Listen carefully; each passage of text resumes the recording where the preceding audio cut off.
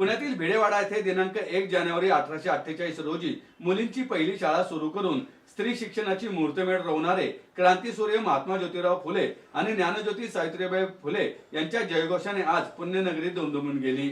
निमित्त होते माळी महासंघातर्फे आयोजित फुले दाम्पत्य सन्मान आणि विजय एकता महारॅलीचे।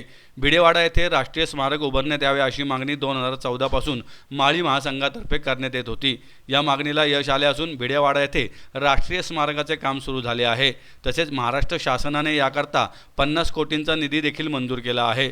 त्यामुळे यावर्षीचा 1 जानेवारी हा दिवस माळी समाज एकता विजय दिन म्हणून साजरा करण्यात आला। या निमित्ताने फुले दाम्पत्यांच्या या महान कार्याप्रती कृतज्ञता व्यक्त करण्यासाठी आणि भिडेवाडा येथे राष्ट्रीय स्मारक निर्माण करण्याच्या मागणीला मिळालेले यश साजरे करण्यासाठी दगडूशेठ गणपती मंदिरासमोरील भिडेवाडा ते गंजपेठेतील महात्मा फुले वाडा अशी भव्य फुले दाम्पत्य सन्मान आणि विजय एकता महारॅली काढण्यात आली। यावेळी माळी महासंघाचे राष्ट्रीय अध्यक्ष अविनाश ठाकरे, माळी महासंघाचे पुणे शहराध्यक्ष दीपक जगताप, प्रदेशाध्यक्ष अरुण तिखे, राष्ट्रीय कोषाध्यक्ष तथा प्रदेश सरचिटणीस नानासाहेब कांडलकर, संयोजन समिती अध्यक्ष संतोष लोंढे, ज्येष्ठ नागरिक आघाडी अध्यक्ष नाना कुदळे, पुणे शहर महिला आघाडी अध्यक्ष स्मिता लडकत, बाळासाहेब लडकत, गिरीश झगडे, रवी सहाने, राजेंद्र लडकत, दिलीप झगडे, यशोधन आखाडे, सारंग राऊत, सतीश गायकवाड, शारदा फरंदे, रीमा लडकत यांच्यासह फुलेप्रेमी सहभागी झाले होते।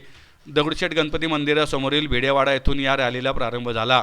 पुढे शिवाजी रोड मार्गे फडगेट पोलीस चौकी येथून डाव्या बाजूने गंजपेठ पोलीस चौकी आणि महाराणा प्रताप रोडने गंजपेठेतील महात्मा फुले वाडा अर्थात समताभूमी येथे येऊन सर्व फुलेप्रेमींनी फुले दाम्पत्याला अभिवादन केले। या महारॅलीचा समारोप सावित्रीबाई फुले स्मारक येथे झाला।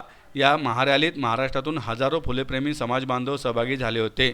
या रॅलीद्वारे फुले दाम्पत्याचा जीवन प्रवास उलगडण्यात आला। महात्मा फुले यांच्या जीवनपटावर आधारित भव्य दिव्य अशा स्वरूपात चित्ररथाची मांडणी करण्यात आली होती। ढोल ताशा आणि लेझिम पथक, शंखनाद, आकर्षक फुलांची सजावट करून रॅली मार्गावर काढण्यात आलेल्या रांगोळ्यांच्या पायघड्या तसेच हातात झेंडे आणि जयघोषाचे फलक घेऊन सहभागी झालेले फुलेप्रेमी यामुळे पुण्यनगरीचा परिसर दुमदुमून गेला होता।